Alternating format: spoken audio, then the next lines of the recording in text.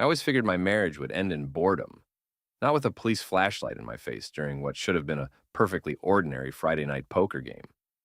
Tom Everly? The officer's voice cut through the humid September air like a blade through butter.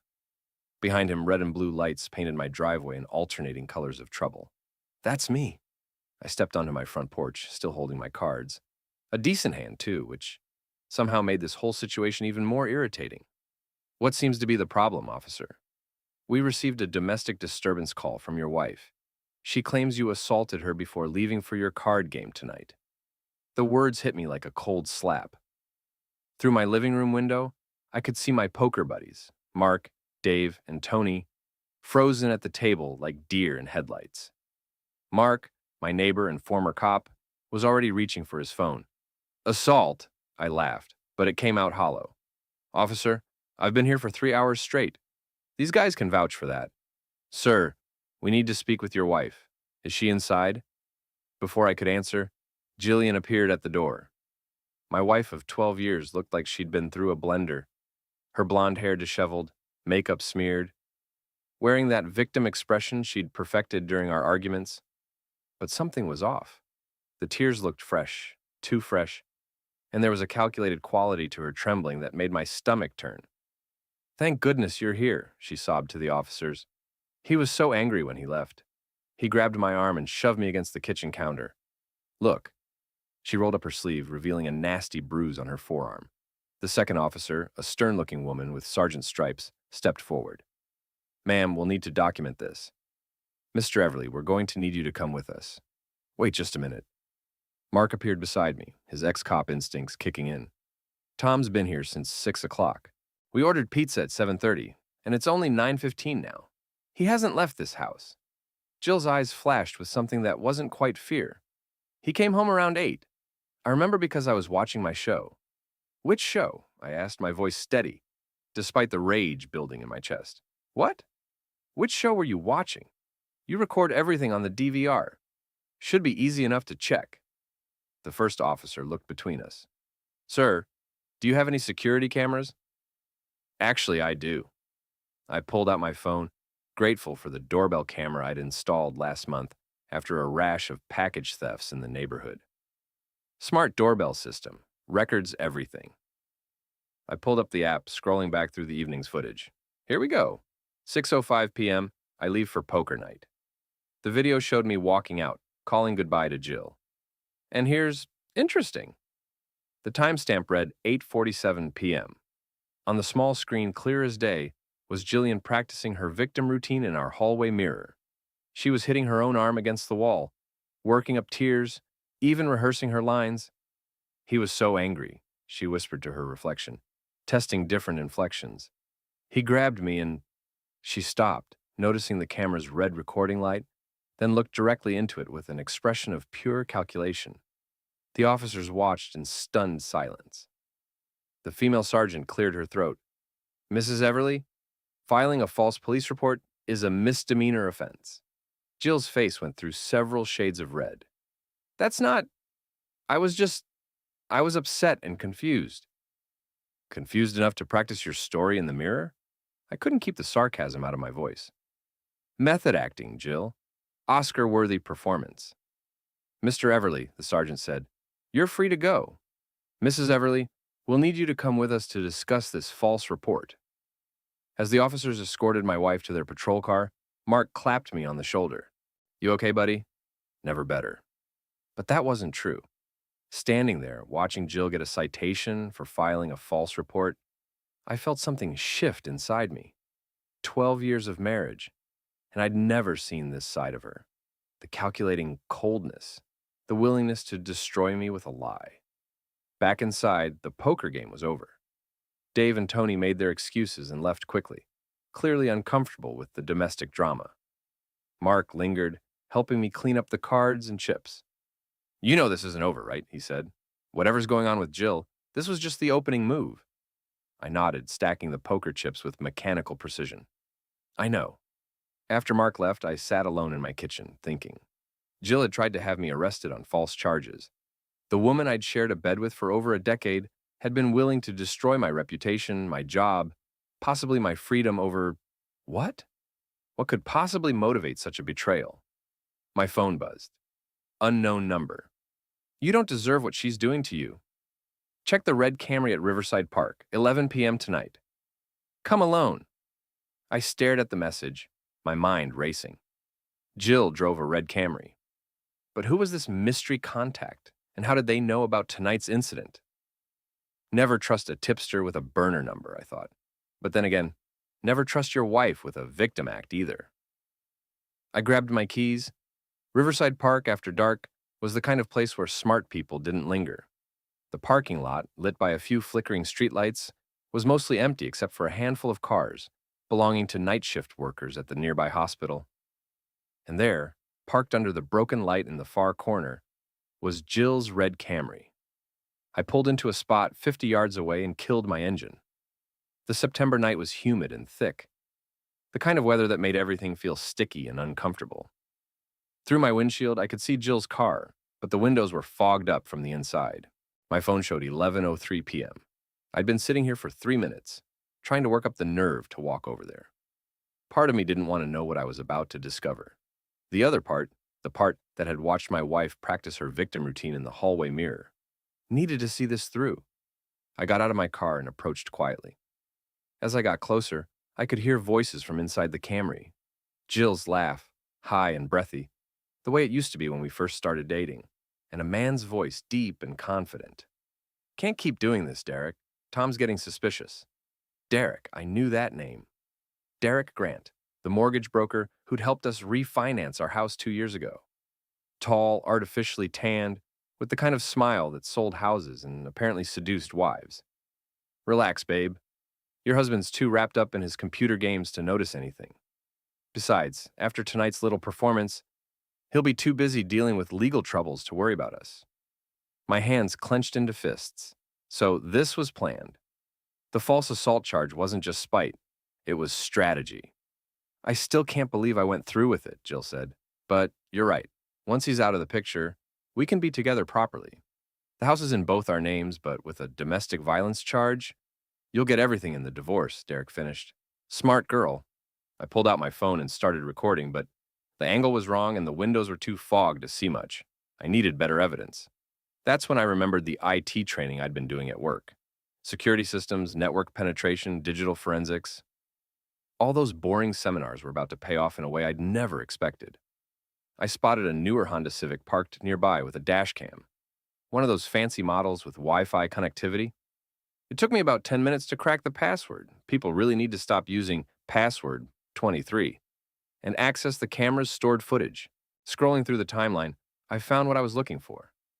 The Honda's dash cam had a perfect view of Jill's car, and the timestamp showed Derek arriving at 10:30 p.m. The footage was crystal clear.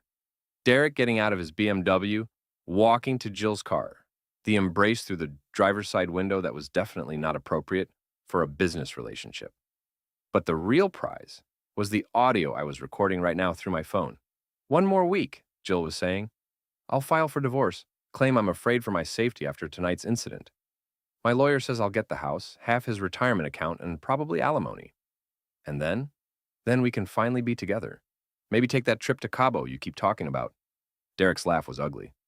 "I told you he was too dull to figure out anything. Guys like your husband, they just accept whatever happens to them. No fight, no backbone." I'd heard enough. I was backing away from the car when I stepped on a broken beer bottle.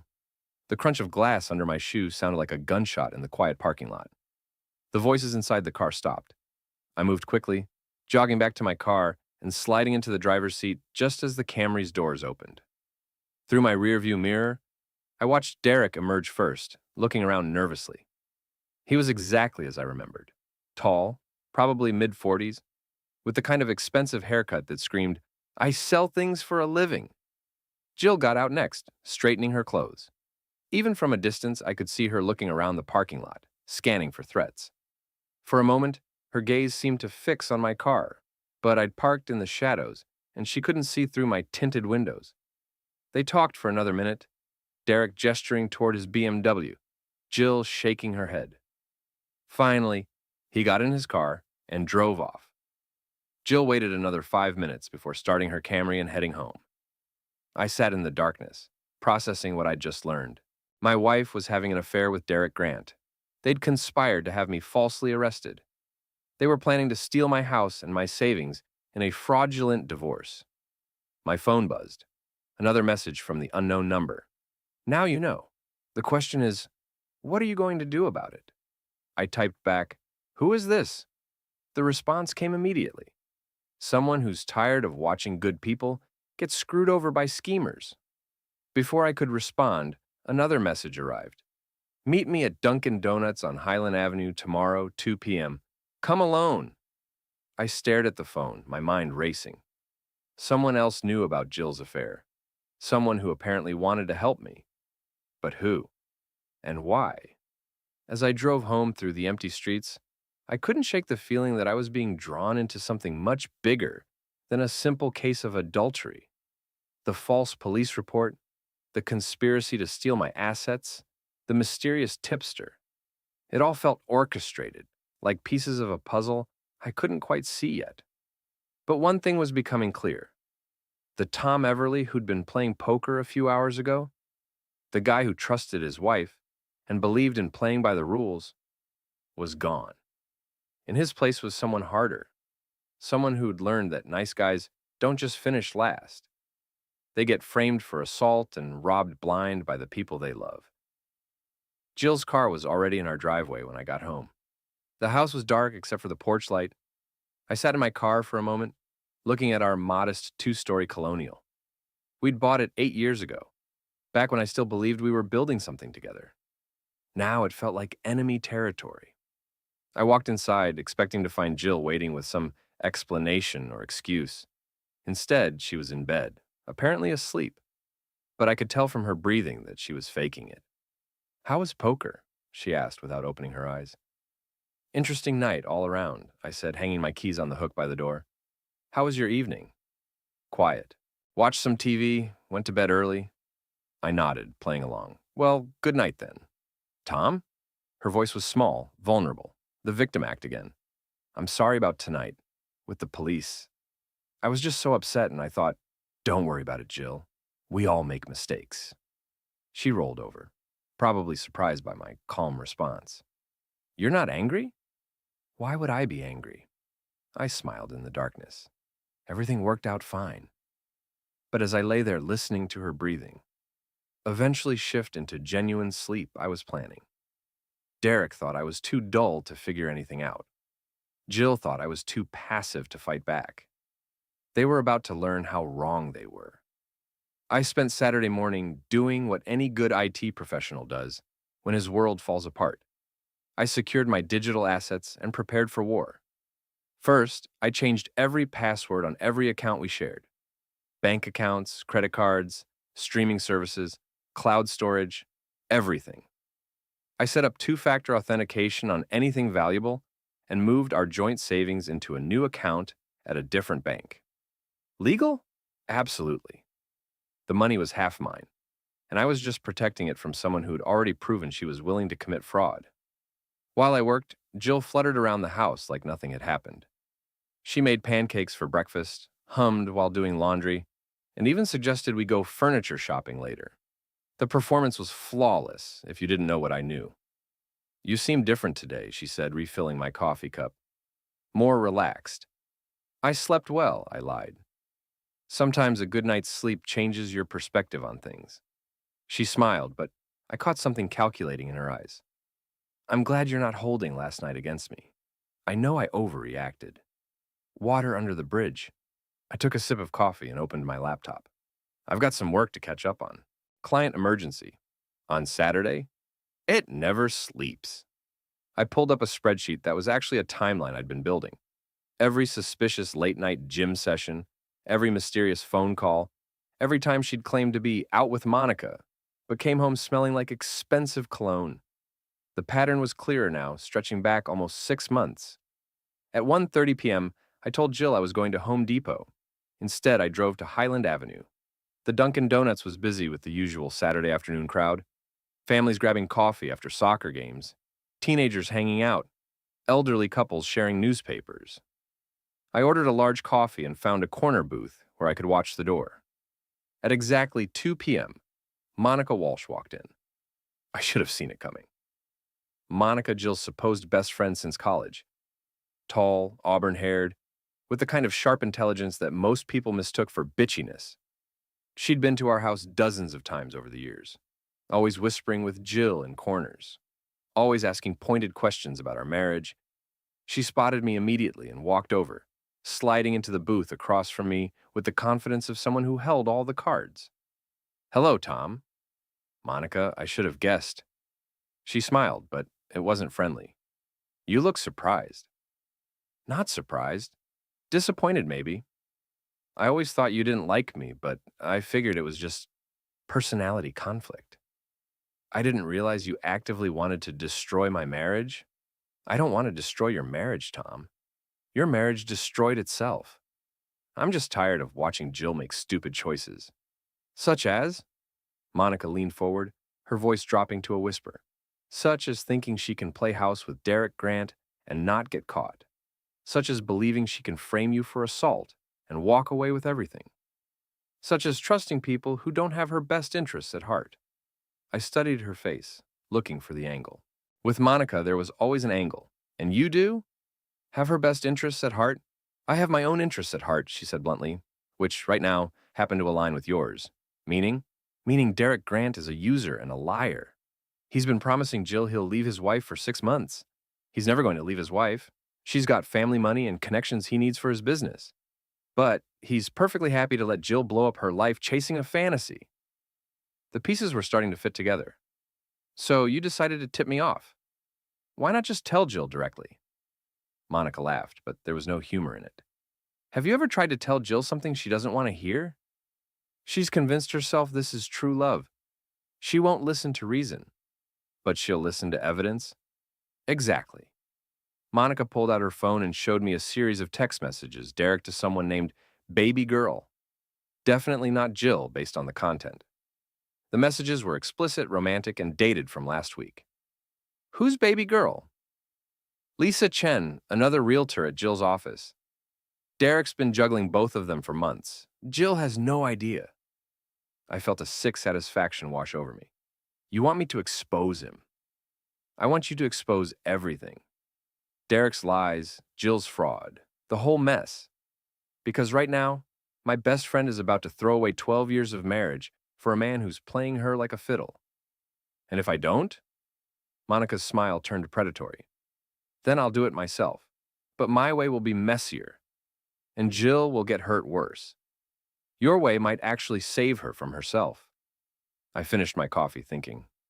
Monica was offering me an alliance, but alliances with people like her came with hidden costs.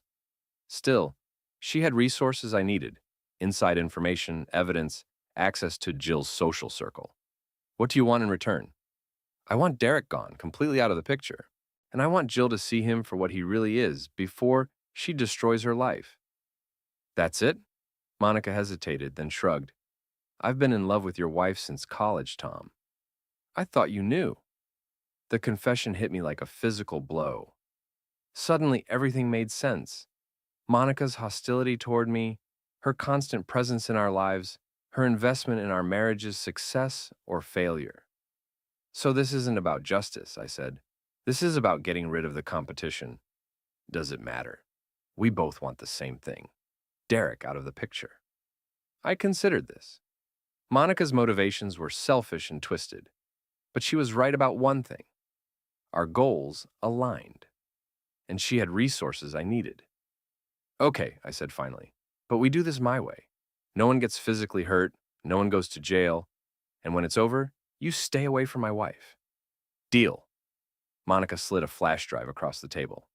"Derek's text messages, photos, financial records, everything you need to prove he's been lying to Jill." I pocketed the drive. "How did you get all this?" "Derek's not as smart as he thinks he is. He uses the same password for everything, and he leaves his phone unlocked when he's distracted." "With Lisa?" "Among others. Your wife isn't his only side piece, Tom. She's just the one stupid enough to think she's special."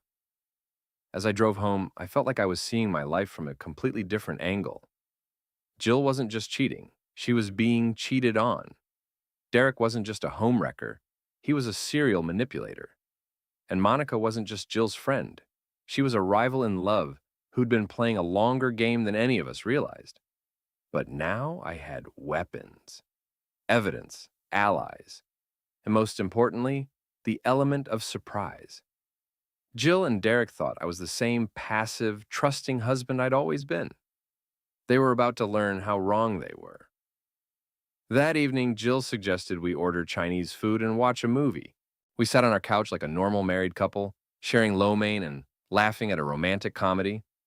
She curled up against my shoulder during the emotional scenes, and for a moment, I almost forgot about Derek, about Monica, about the flash drive burning a hole in my pocket. I love you, Tom, she whispered during the credits. I know I haven't been the best wife lately, but I want you to know that. I kissed the top of her head, breathing in the scent of her shampoo. I love you too, Jill. And the terrible thing was, it was still true. Even knowing what I knew, even planning what I was planning, I still loved the woman she used to be. The woman she might be again, if I could save her from Derek's lies and her own worst impulses. But love wasn't going to be enough to fix this. Sometimes, love meant being willing to burn everything down, to save what mattered most. The game was about to begin. By Wednesday, I had everything I needed. Monica's flash drive had been a gold mine. Derek's financial records showing he was actually broke despite his flashy lifestyle. Text message threads with 3 different women, and photos that would make a sailor blush. But the real prize was a recorded phone call between Derek and his lawyer cousin Brad, discussing how to maximize the divorce settlement from my assets. I spent Tuesday night setting up what I privately called Truth Night. Invitations went out to key players: Jill, Derek, Monica, Lisa Chen, Derek's wife Patricia, and several neighbors who'd witnessed Monday's police drama. I told everyone it was a clearing the air party to address the misunderstanding with the police report. Jill was suspicious. Why do you want Derek there? I barely know the man. He was our mortgage broker. I figured it would be good to have a neutral party present, someone who understands financial matters, in case we need to discuss adjustments to our arrangements. She relaxed at that, probably thinking I was planning to discuss separation terms. If only she knew. Saturday evening arrived with the kind of crisp October air that made everything feel electric. I'd spent the afternoon setting up cameras, not just the obvious doorbell cam, but hidden units in the living room, kitchen, and backyard. Whatever happened tonight, I wanted it documented. Monica arrived first, carrying a bottle of wine and wearing a smile that didn't reach her eyes. Ready for this? As ready as anyone can be for domestic warfare disguised as a dinner party. Derek showed up 20 minutes late, driving his BMW and wearing a suit that probably cost more than my monthly salary. He strutted up to my door like he owned the place, which, given his plans for my assets, wasn't far from wrong. Tom, he grabbed my hand in an aggressive handshake. Good to see you again. Jill mentioned you wanted to discuss some financial planning? Something like that. I led him inside, where Jill was arranging cheese and crackers with the kind of nervous energy that meant she was planning something. Can I get you a drink? Scotch, if you have it. I poured him 3 fingers of my good whiskey. Seemed like a waste, but condemned men deserved a last meal. So, Derek, how's business? Booming. This market's been incredible for guys like me who know how to read the trends. He took a sip and surveyed my living room like he was already redecorating it. You've got a nice place here. Good bones, solid investment potential. Thanks. We've put a lot of work into it over the years. Lisa Chen arrived next, looking confused and slightly panicked. She kept glancing between Derek and Jill like she was trying to solve a puzzle. Monica watched this with obvious amusement. The last guest was Patricia Grant, Derek's wife. I'd found her contact information through social media and invited her personally, telling her I had information about her husband's business practices that she needed to hear. She was a small, elegant woman in her early 40s, with the kind of quiet dignity that made Derek's betrayal seem even more disgusting. Thank you for inviting me, Mr. Everly, she said quietly. I have to admit, I'm curious about what you wanted to discuss. Derek went white when he saw his wife. Patricia, what are you doing here? I invited her, I announced to the room. I thought she should hear what we're going to talk about tonight. The living room fell silent. Jill was staring at Patricia with dawning horror, finally understanding that this wasn't going to be the friendly discussion she'd expected. Derek was calculating exit strategies, his eyes darting toward the door. Monica was practically vibrating with anticipation. Now that everyone's here, I said, walking to the front of the room like I was giving a presentation, I thought we should clear up some misunderstandings that have been causing problems in our community. I pulled out my laptop and connected it to our big screen TV. First, let's address Monday night's police incident. The doorbell camera footage filled the screen, Jill practicing her victim routine in the hallway mirror, complete with audio. The room watched in stunned silence as my wife rehearsed her lies, tested her tears, and stared directly into the camera with cold calculation. "That's not what it looks like," Jill said weakly. I was upset, confused. "You were preparing to file false charges against your husband," Patricia said quietly. "I can see that clearly." Derek tried to take control. "Look, Tom, I don't know what you're trying to prove here, but I'm trying to prove that my wife has been planning to destroy me with the help of her lover." I clicked to the next video, dashcam footage from the Honda Civic, showing Derek and Jill's romantic encounter at Riverside Park. This was taken Wednesday night, about 2 hours after Jill tried to have me arrested. The audio was crystal clear, their discussion of divorce strategy, asset division, and their plan to steal my house and savings. Derek's voice filled the room. "Your husband's too dull to figure out anything. Guys like him just accept whatever happens to them." Patricia stood up slowly, her face pale but composed. 12 years, Derek. 12 years of marriage, and this is how you repay it? Patricia, I can explain. Explain what? That you've been planning to help another woman steal her husband's assets? That you called him too dull to fight back? Her voice was getting louder, more controlled anger than I'd ever heard from someone so small. But I wasn't done. "Derek, you might want to sit down for this next part." The screen filled with Derek's text messages to Lisa Chen, explicit, romantic, full of promises about leaving his wife and starting fresh. Lisa gasped, covering her mouth with her hands. "You told me I was the only one," she whispered. "You said you were getting divorced anyway, that it was just a matter of paperwork." "And here," I continued, pulling up another thread, "are Derek's messages to someone called Amber from last weekend. Same promises, same lies." Derek lunged toward my laptop, probably trying to shut it down, but I'd anticipated this. The moment he moved, I stepped aside and let him crash into the coffee table. Monica helped me restrain him while Patricia called 911. "You have no right," Derek shouted. "This is harassment. I'll sue you for invasion of privacy." "Actually," I said calmly, "everything I've shown tonight was either recorded in public spaces or provided by people you trusted with the information. No laws broken, just truth revealed." Jill was crying now, real tears, not the practiced ones from Monday night. "Tom, please, let me explain. It's not what you think." "It's exactly what I think, Jill. You conspired to have me falsely arrested so you could steal my assets in a fraudulent divorce. The only thing I got wrong was thinking Derek actually cared about you." Patricia was standing over her husband, who was still tangled up with the coffee table. "You pathetic little man. Did you really think you could juggle 3 women and none of us would figure it out?" "4 women," Monica corrected helpfully. "Don't forget about Amber." The police arrived as Derek was trying to sneak out the back door. They found him hiding behind my garden shed, which would have been pathetic if it weren't so satisfying. Patricia filed for divorce on the spot. Lisa quit Derek's mortgage company via text message, and Jill just sat on our couch staring at the blank TV screen like she couldn't quite process what had happened. "Was any of it real?" she asked quietly. "Our marriage, I mean. Did you ever actually love me, or was this all just some elaborate revenge plot?" I sat down beside her, suddenly exhausted. "I loved you enough to try to save you from making the biggest mistake of your life. Derek was never going to leave his wife, Jill. You were just another conquest to him. And now," I looked around our living room at the overturned coffee table, the wine stains on the carpet, the scattered evidence of our destroyed marriage. "Now I don't know. That's up to you." Monica was watching us from across the room, her expression unreadable.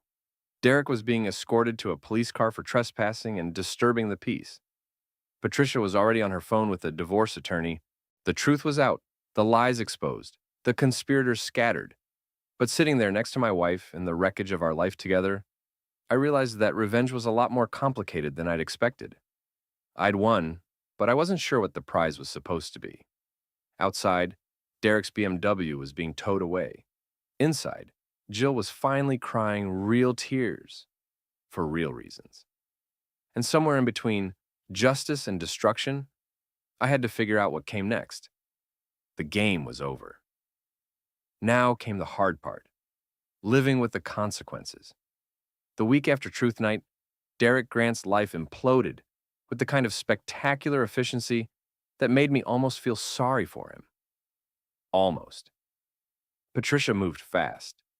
By Tuesday, she'd frozen their joint accounts, filed for divorce, and posted the most devastating social media update I'd ever seen. A photo of Derek's text messages to his various girlfriends with the caption, 12 years of marriage, 4 mistresses, and 1 very expensive lesson learned. Ladies of Springfield, consider this a public service announcement. The post went viral within hours. Derek's mortgage brokerage lost 3 major clients by Wednesday. His country club membership was suspended pending review by Thursday.